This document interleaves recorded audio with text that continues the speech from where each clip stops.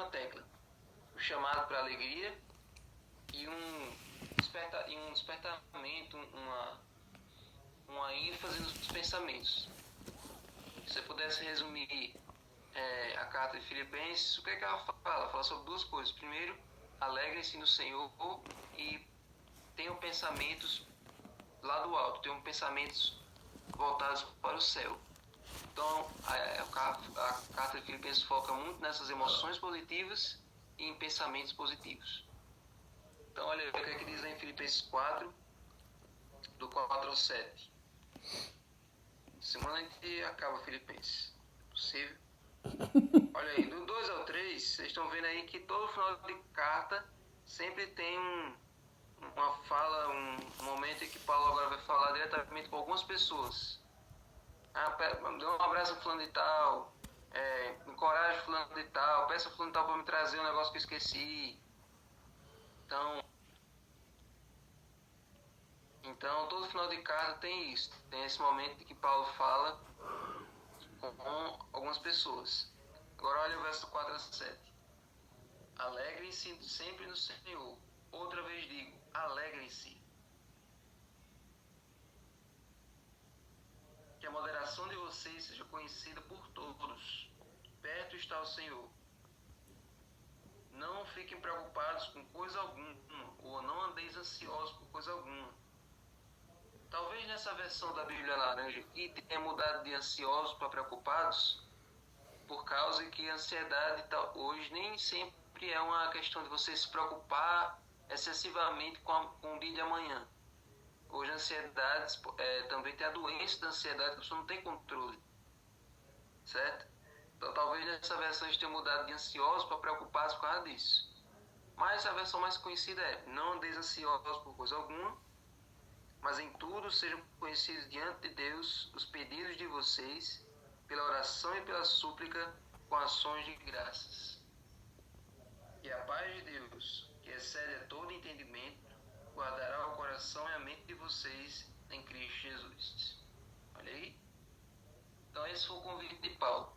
Sossegue, deixe que ele conduz, deixe que ele vai tocar o barco. Não vá se preocupar, não vá se estapelar por causa do que você não sabe fazer, por causa do que você não conseguiu fazer, porque é ele quem vai conduzir. Então, quantas vezes você já ficou preocupado com alguma coisa e depois essa coisa desapareceu tão rapidamente como ela surgiu? Quantas vezes você ficou se martirizando, se preocupando, se arrancando os cabelos por algo que no fim das contas nem foi essa grande coisa? Todo mundo já passou por uma situação assim. Então foi por causa disso que Jesus disse você não se preocupar.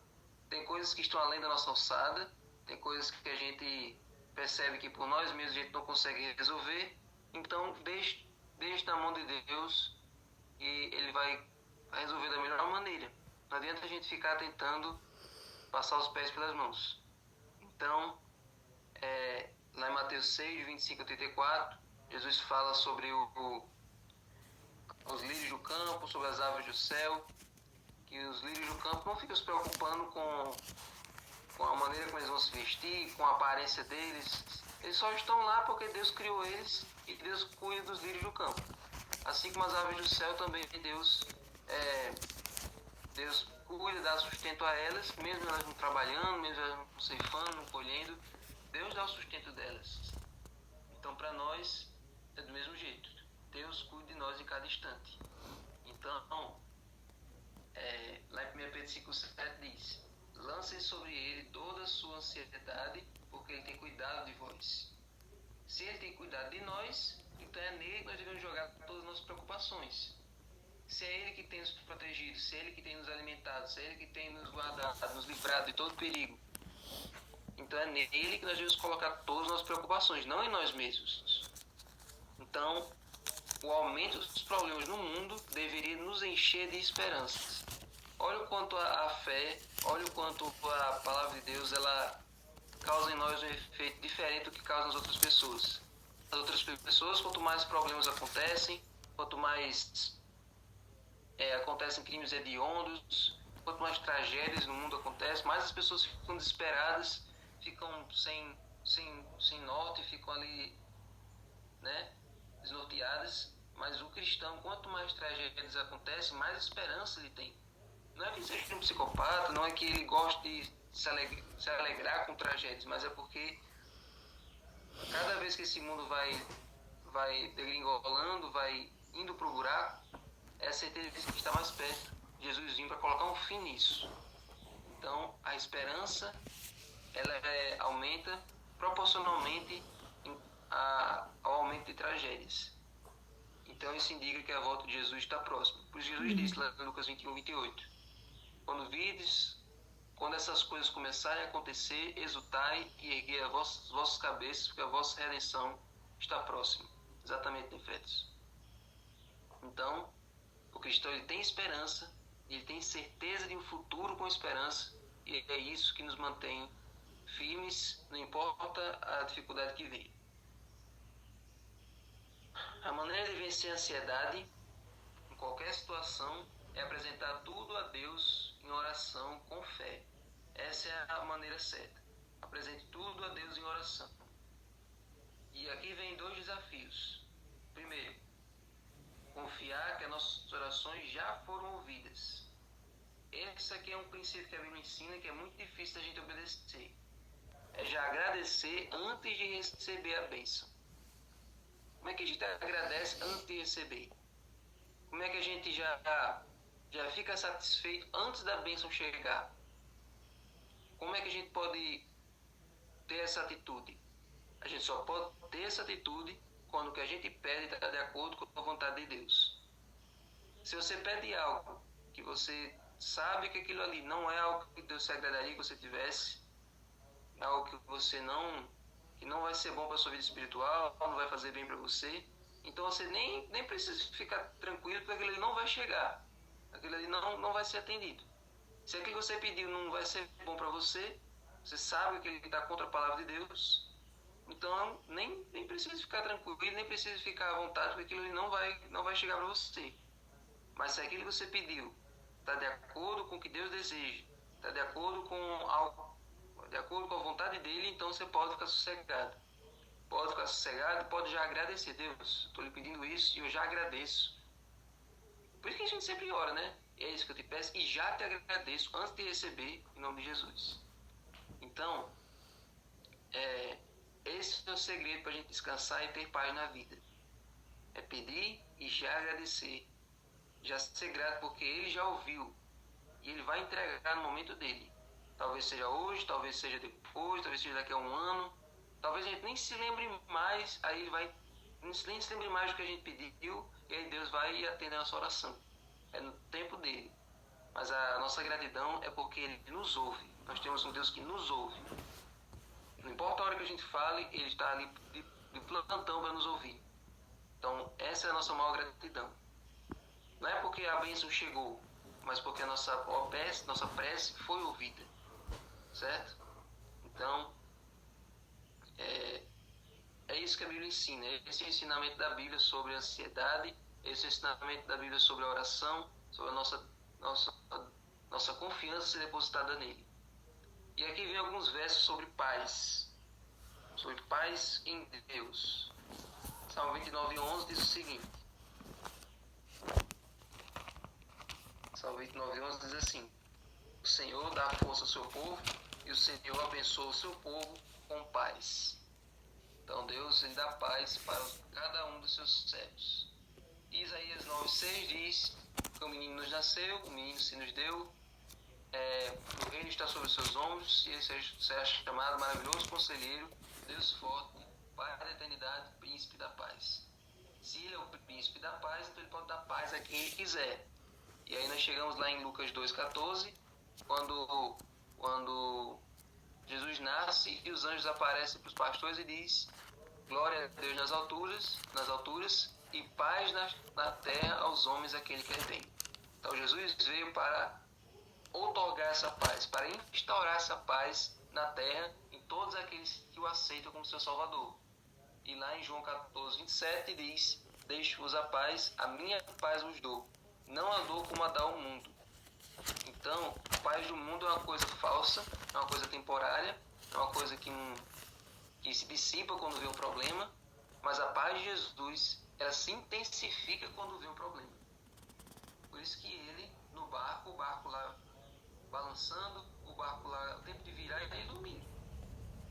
Ou seja, ele já tinha uma paz dentro dele que não importava a situação que ele tivesse, se ele estivesse na frente dos fariseus, se ele estivesse na frente dos romanos, diante de uma multidão querendo apedrejá-lo, diante do carrasco ali açoitando ele tinha uma paz ali o tempo todo. E quanto pior fosse o problema, mais paz ele tinha, mais tranquilidade ele tinha.